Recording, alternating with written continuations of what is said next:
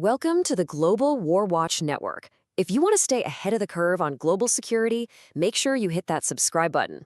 Okay, let's get right into it. A sophisticated spy ring gets busted deep inside Russia's defense industry, and the prize they were after? The secrets to one of the most advanced weapon systems on the planet. We're going to break down what happened, what was really at stake, and why the story sends shockwaves way beyond Russia's borders. So, what we're looking at here is a huge counterintelligence win for Russia. Their security agencies managed to stop a major espionage plot right in its tracks. Picture this. Deep inside a defense facility in St. Petersburg, a network was caught red-handed, trying to smuggle out the absolute crown jewels of Russian military tech. This wasn't some random data grab. The operation was aimed at some of the most cutting-edge defense systems out there. So you have to be asking, what exactly were they so desperate to steal? And maybe, more importantly, who was pulling the strings? Let's get into it. All right, so here are the key facts, straight from Russia's FSB. That's their main security agency. They arrested a Russian citizen, an insider, who was literally caught in the act of trying to hand over secret documents. And the trail didn't go cold. Investigators say it pointed directly to a major foreign player, Pakistan's powerful intelligence agency, the ISI. So what kind of secrets are worth risking a massive international incident for? Well, the spies weren't just after one thing. They had their sights set on two of Russia's most important military assets. You've got two main targets here, and they're both heavy hitters.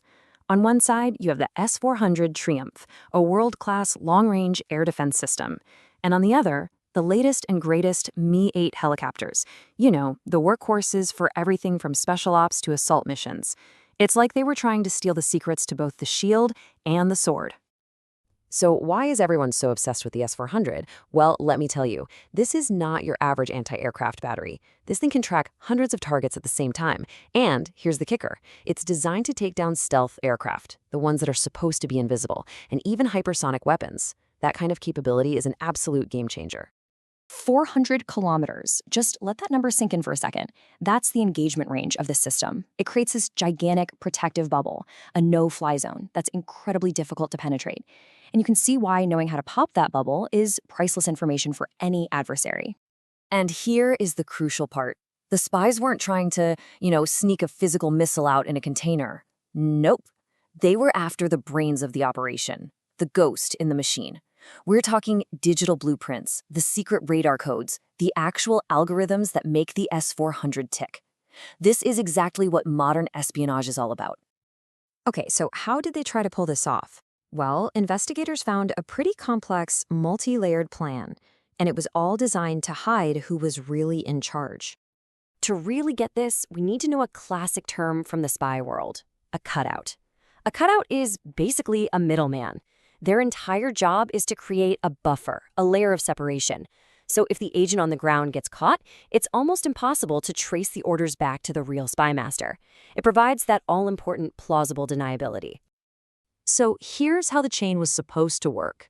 Step 1, you've got the Russian insider with access to the goods. He passes the documents to Step 2, his handlers, who are connected to Pakistan's ISI. But, and this is the big but, analysts are pretty sure the ISI wasn't the final destination. The data was likely meant for a third, even bigger player. And that brings us to the real million-dollar question. Who was the ultimate client? Was the ISI just acting as a cutout?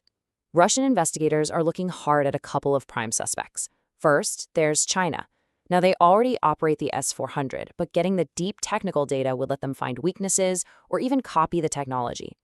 And then, of course, there's the United States. It's no secret that Western intelligence agencies would love to get a peek under the hood of the S-400 to figure out how to defeat it. Now, it's easy to think of this as just a Russian problem. But trust me, it's not. If this plot had succeeded, the security implications would be felt all around the world. And here's why this is such a global issue. The S-400 isn't just used by Russia. They've sold it to other major powers like India, China, and Turkey. Every one of these countries has a massive stake in the security and integrity of this system. So just think about the ripple effect here. If that data got out, an adversary could develop specific countermeasures to make the S-400 less effective, basically neutralizing its strategic advantage. For a country like India, which relies on these systems to guard its northern borders, that's not just a theoretical risk, that's a direct threat to national security. This quote from a researcher really hits the nail on the head.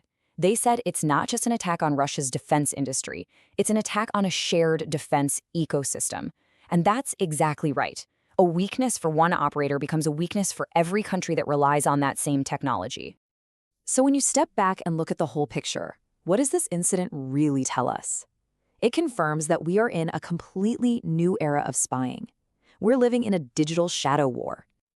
The most important battles today aren't always fought on a physical battlefield. The new front line is digital. And the most powerful weapons aren't always missiles and tanks.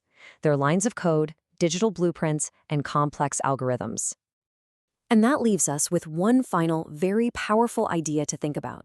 In the 21st century, stolen blueprints may actually be more dangerous than stolen missiles, because a blueprint is the key that can unlock and defeat an entire generation of technology. And that's all we have for this breakdown. Thanks for watching.